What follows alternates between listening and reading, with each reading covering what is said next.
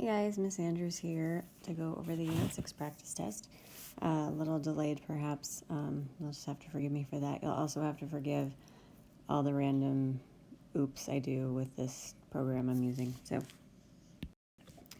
first problem, adding, subtracting, multiplying or dividing, and then simplifying by factoring completely and finding ones.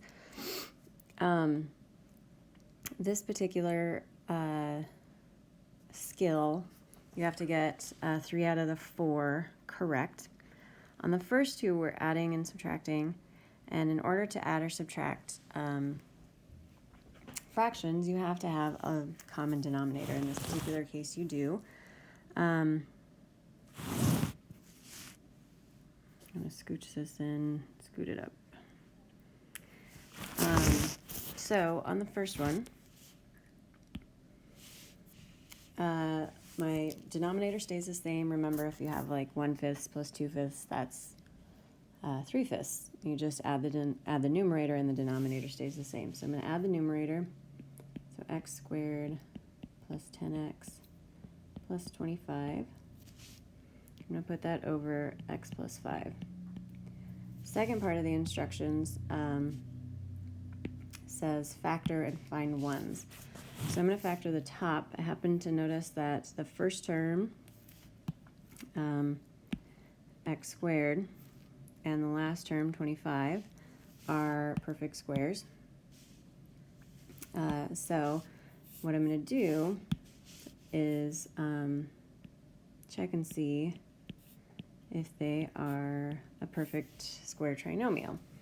So x squared, square root is x, so that goes there. Square root of 25 is 5, so that goes there. When I multiply x times 5, I get 10x. So this is a perfect square trinomial, which means that this fraction rewritten can also be written as x plus 5 times x plus 5 divided by x plus 5. And this is the finding ones part. Anything divided by itself, once you're in factored form, is 1. So all I have left here is x plus 5.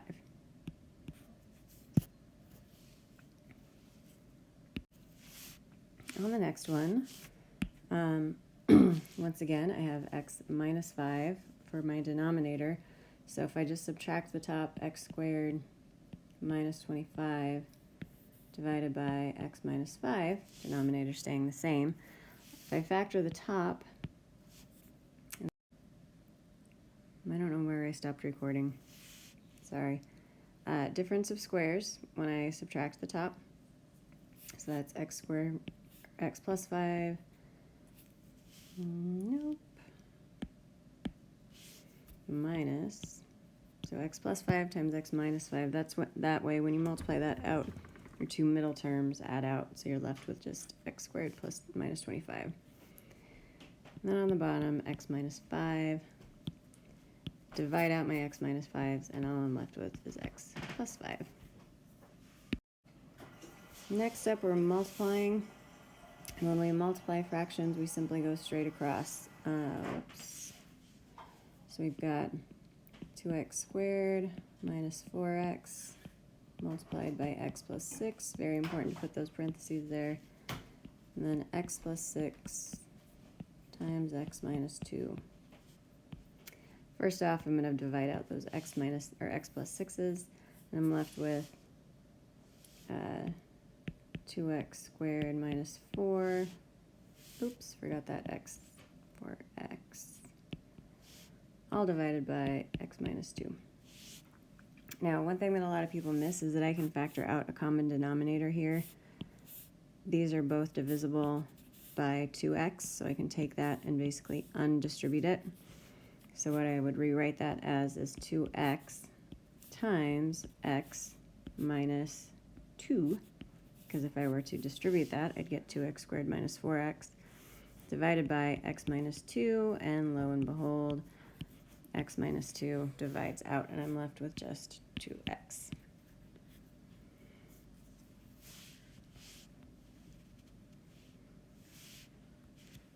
Finally, dividing fractions. When I divide fractions, the first fraction stays the same.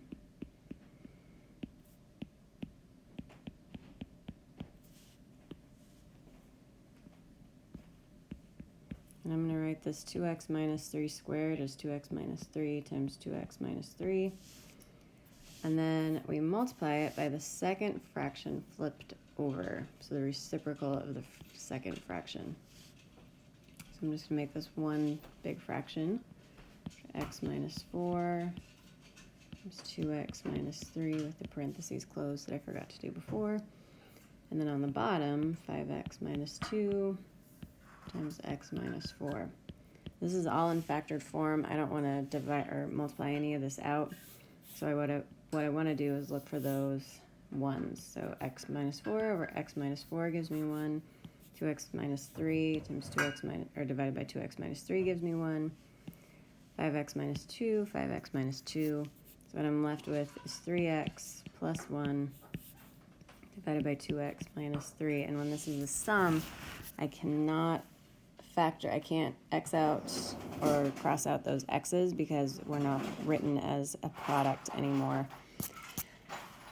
So that's it for that first one.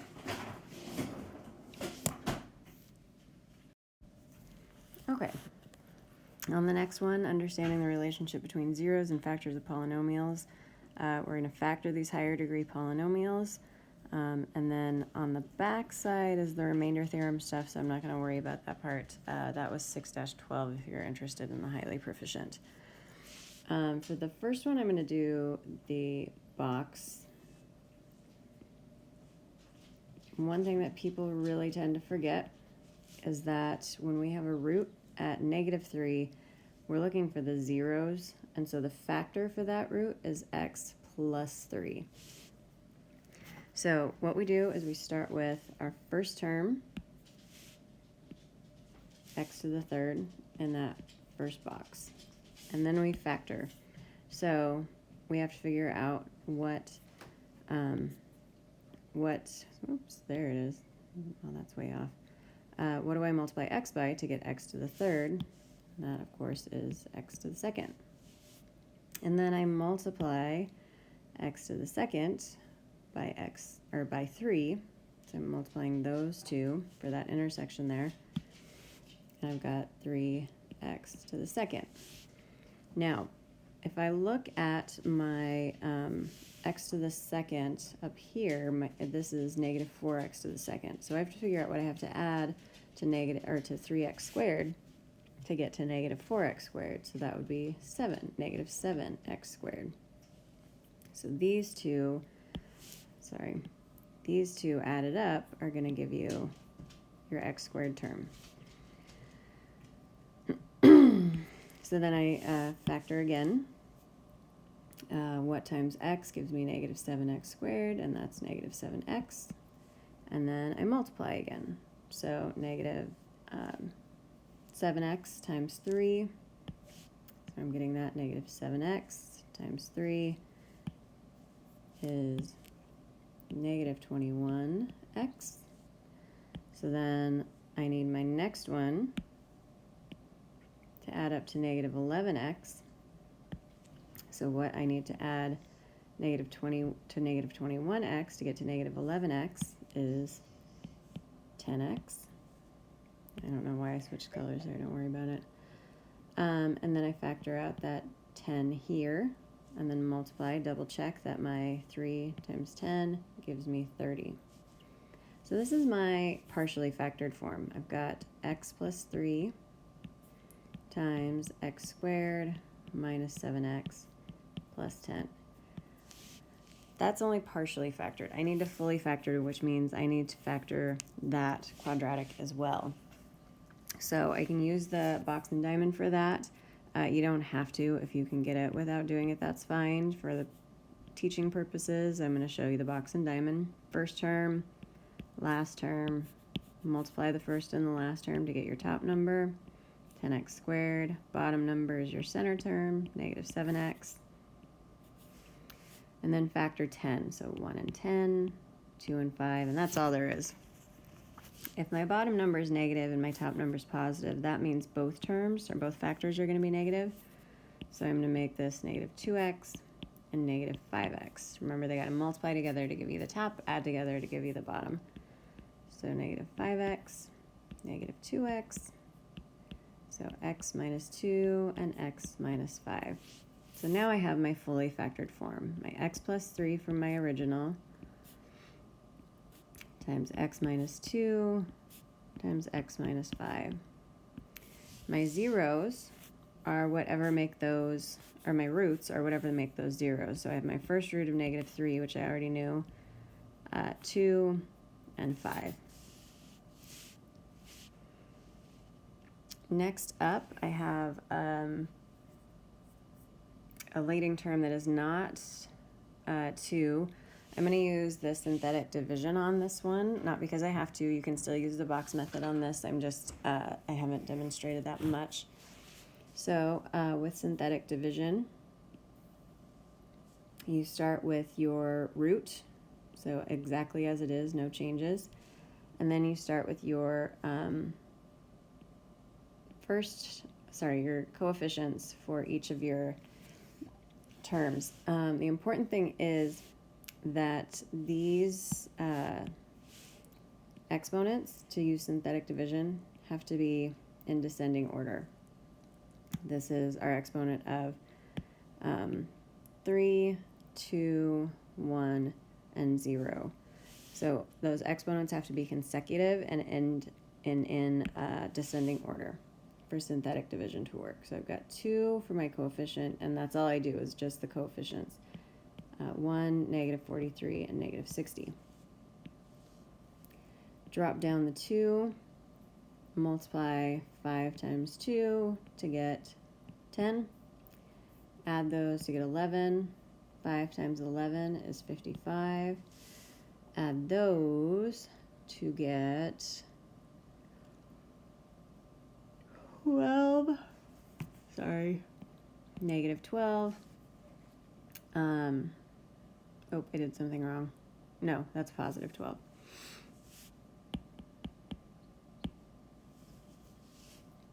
So positive 12. And then 5 times 12 is 60. And if everything's right and this is actually a real root, then you should have a remainder here of 0. If you have a different remainder, that brings into the remainder theorem stuff that we did in 6-12, and it's on the highly proficient side as well.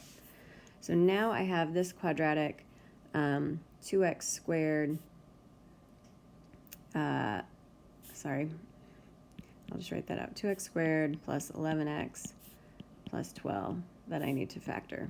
So I'll go ahead and do the box and diamond for that. 2x squared and 12, multiply those together to give me 24x squared, and they add up to give me 11x. Factor 24, 1 and 24, 2 and 12, 3 and 8, 4 and 6, not divisible by 5, and then we're back to 6 and 4. Everything's positive, so I'm going to go ahead and do 3 and 8 because they add up to 11. Put those in the boxes. I have to be careful about where I factor out the 2. I can only take it out of this column right here. I can't take it out from the bottom row because 3 is not divisible by 2. So take the 2x times x gives me 2x squared, 2x times 4 gives me 8x, and x times 3 gives me 3x. And then I double check that 3 times 4 gives me 12, which it does. So my fully factored form is x minus 5. So when I write it as a factor, I need to write it correctly. X plus 4 and 2x plus 3. Remember, the roots or whatever make each of those 0. So I have a root at 5, negative 4, and 2x plus 3, it would be negative 3 over 2. That would give me, it would give me 0 on that last factor. So that is factoring higher degree polynomials.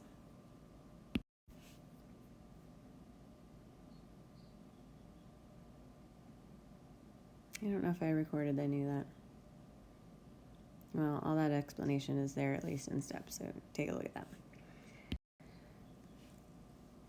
All right, so now simplifications with I. Multiplying these things out.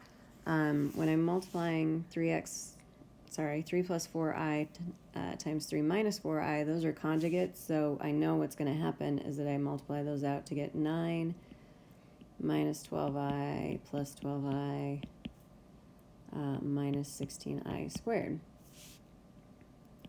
The centers go away, so I'm left with 9 minus 16 times negative 1, replacing that I squared.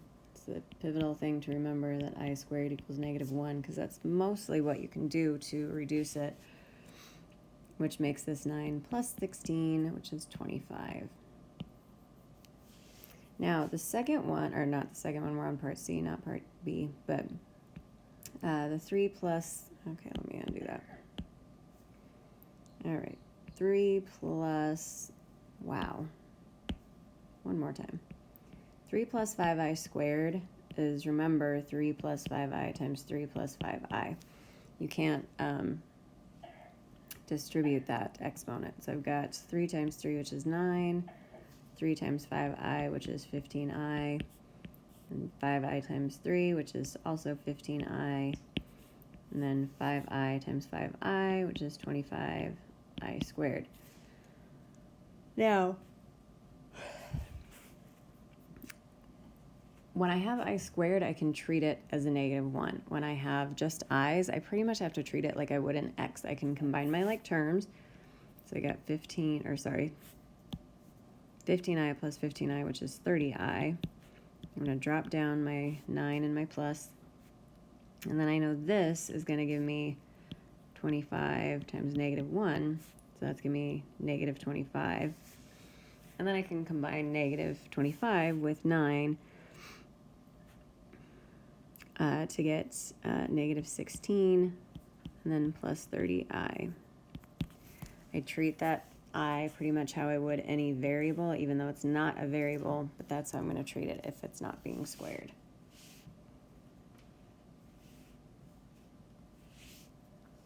All right, the next one on part B, 3i times 2i would give me, I multiply the coefficients, so 6i and then squared, which would give me 6 times negative 1, which would give me negative 6. Part D threw a lot of people off, in fact, a disturbing number of people off. X times x gives me x squared. All right, as we just learned, this is a sum of squares, although the other way I can look at this if I'm finding my roots is, 0 equals x squared plus 4, subtract 4, square root both sides, so x equals 2i. So I'm going to explain that down here. If I have the square root of negative 4, that can be rewritten as the square root of 4 times the square root of negative 1. The square root of 4 is 2, and the square root of negative 1 is represented as I. So anytime I take a square root, that's a plus and a minus, because 2 times 2 is 4, as well as negative 2 times negative 2. That's also 4. So then when I write it in factored form, I'm going to have x plus 2i times x minus 2i.